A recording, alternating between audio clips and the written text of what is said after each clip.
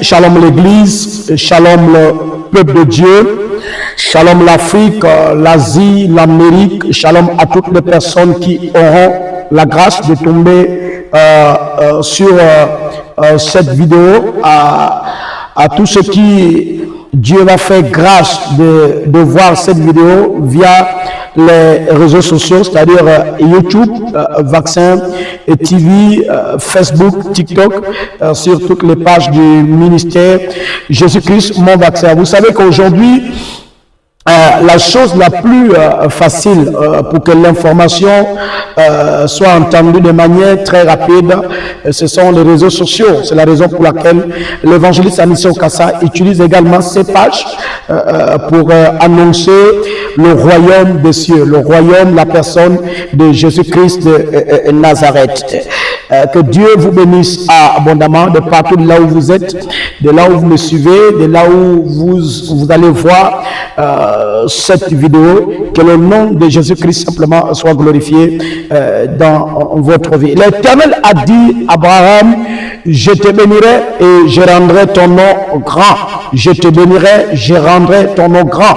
Et l'Éternel a prophétisé dans la vie d'Abraham en disant que je te bénirai, je rendrai ton nom grand. Alors ce qui est arrivé dans la suite des temps, dans la vie d'Abraham, venait d'une prophétie, d'une déclaration prophétique de la bouche de Dieu dans la vie d'Abraham. Alors moi je crois que les choses n'arrivent pas dans la vie d'un homme comme ça, que ce soit les bonnes comme les mauvaises choses, ça vient d'une parole, ça sort d'une parole. Rien n'arrive dans la vie d'un homme comme les gens pensent au hasard. Le hasard n'existe pas. Si le malheur t'arrive, c'est parce que directement et simplement, ça a été déclaré, et c'est pour cela le négatif t'arrive.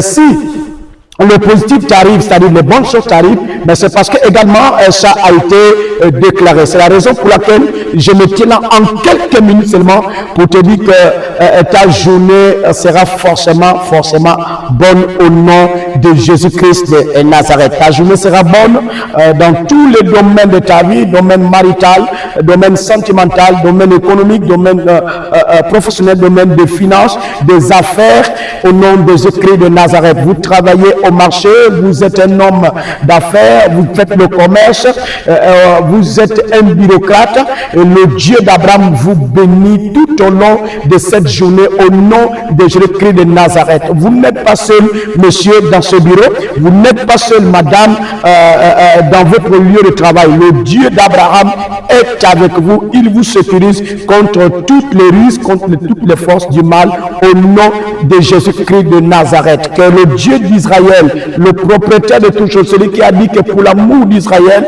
je ne fermerai point ma bouche, il est avec vous de là où vous êtes, dans tout ce que vous allez faire, au nom de Jésus-Christ de Nazareth. Je bénis votre journée, je bénis vos affaires, que la grâce et la faveur de Dieu vous accompagnent au nom de Jésus-Christ. Amen, amen, amen. Écoutez, dans le livre de la Genèse, au chapitre Genèse chapitre 25, au verset 26, il est écrit, ensuite sortit son frère, dont la main tenait le talon d'Ésaü. Ensuite sortit son frère, dont la main tenait le talon d'Ésaü, son frère. C'est l'histoire d'une femme qui met 2 enfants au monde. En mettant ces 2 enfants au monde, la Bible nous révèle que ce sont, la parole de Dieu nous révèle que ce sont les jumeaux. Alors dans le plan de Dieu, c'est Ésaü qui doit sortir le premier. Mais pendant que Ésaü est en train de sortir du ventre de leur mère, qui n'est rien d'autre que Rebecca, la parole de vie, la Bible dit que Jacob va tenir le talon de son frère. Et dans le chapitre 32, au verset 11, c'est toujours cette histoire. Jacob va faire une prière à l'Éternel en disant, Seigneur, délivre-moi de la main de mon frère. Il y a un message. Il y a un message de délivrance pour toi dans ces deux versets. Il y a un message de libération pour toi, pour chaque membre de ta famille, dans ces deux versets bibliques. Et nous allons parler de cette affaire de la main que Jacob va dire à Dieu de lui délivrer. Et le verset est clair.